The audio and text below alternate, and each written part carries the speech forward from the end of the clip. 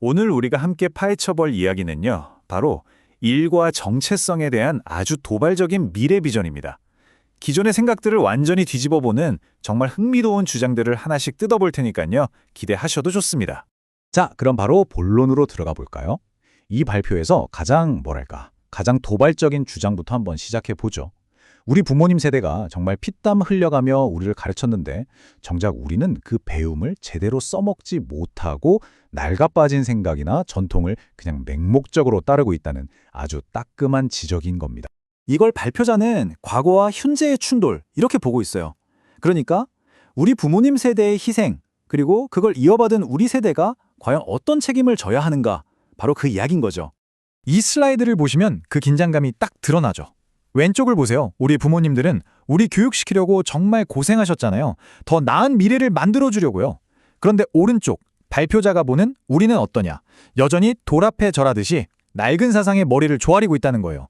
발전은커녕 그냥 복종하는 사이클에 갇혀버렸다는 거죠. 바로 이 지점에서 엄청난 모순이 생기는 겁니다. 부모님들이 우리에게 지적인 자유를 선물해 줬는데 우리는 그 선물을 제대로 뜯어보지도 않고 있는 셈이니까요. 그래서 이런 말을 하는 겁니다. 역사책 같은 건 머리 위에 모셔두는 게 아니라는 거죠. 그건 그냥 책상 위에 딱 놓고 우리가 더 성장하기 위해서 치열하게 연구해야 할 참고서에 불과하다는 거예요. 맹목적으로 떠받들 게 아니라 이걸 딛고 더 나은 미래를 만들 자료로 삼아야 한다는 뜻입니다. 자, 그럼 다음으로 넘어가 볼까요? 이런 생각이 어떻게 지금 우리가 일하는 방식, 그러니까 현대 직장 문화에 대한 아주 날카로운 비판으로 이어지는지 한번 보시죠. 발표자는 이런 복종적인 태도가 결국 현대판 노예제도를 만들어냈다고까지 말합니다. 이게 뭐냐면요. 우리는 고등교육을 받은 지식 노동자잖아요. 그런데 정작 회사라는 조직 구조 안에서는 어떤 지적인 자율성도 없이 그냥 노동자처럼 취급받고 심지어 우리 스스로도 나는 그냥 노동자야 라고 생각하게 된다는 거죠. 배운 건 많은데 정신적으로는 그냥 조직의 부품이 되어버린 상태. 정말 무서운 말이죠. 여기서 정말 근본적인 질문을 던집니다. 우리 조상들이, 우리 부모님들이 과연 우리가 이런 거대한 기계에 작은 톱니바퀴가 되라고 그토록 희생하셨을까요? 한번 곰곰이 생각해 볼 문제예요.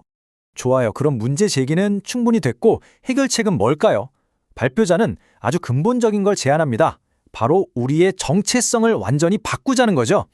연구원.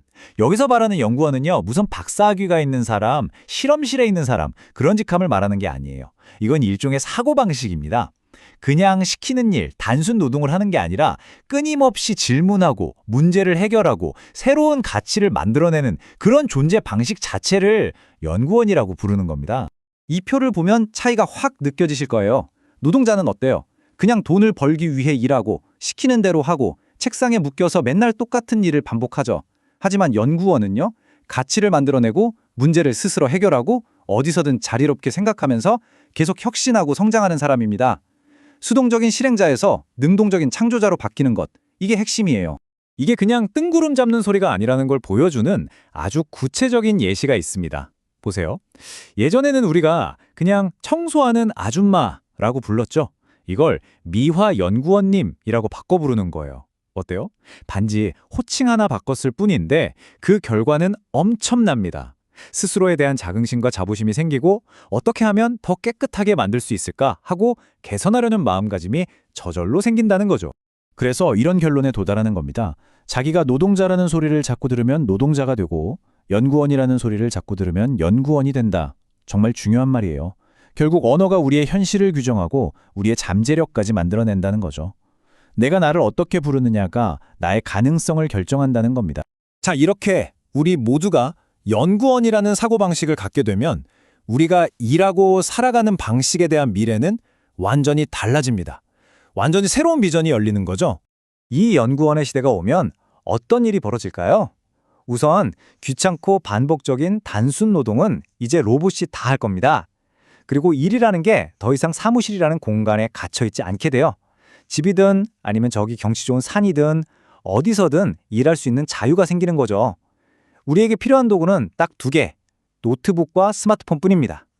매일 아침 저녁으로 우리를 올가매던 그 출퇴근, 발표자는 이걸 개목걸이라고까지 표현하는데 이게 사라진다는 거예요. 결국 진짜 일이라는 건요, 회사에 가서 출근 도장 찍는 행위가 아니라는 겁니다. 진짜 일은 생각하고 문제를 풀고 새로운 걸 만들어내는 거죠.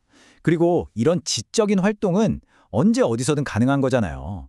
그러니까 앞으로는 단순히 자리를 지키는 시간이 아니라 내가 만들어낸 지적인 결과물로 평가받는 시대가 온다는 이야기입니다. 자, 이제 거의 다 왔습니다. 이 모든 이야기는 결국 우리 각자에게 던져지는 아주 개인적인 질문으로 이어집니다. 선택은 바로 우리의 몫이라는 거죠. 그래서 여러분께 마지막으로 이 질문을 던지는 겁니다. 당신은 지금처럼 현대판 노예로 남으시겠습니까? 아니면 모든 것을 리셋하고 연구원으로 다시 태어나시겠습니까?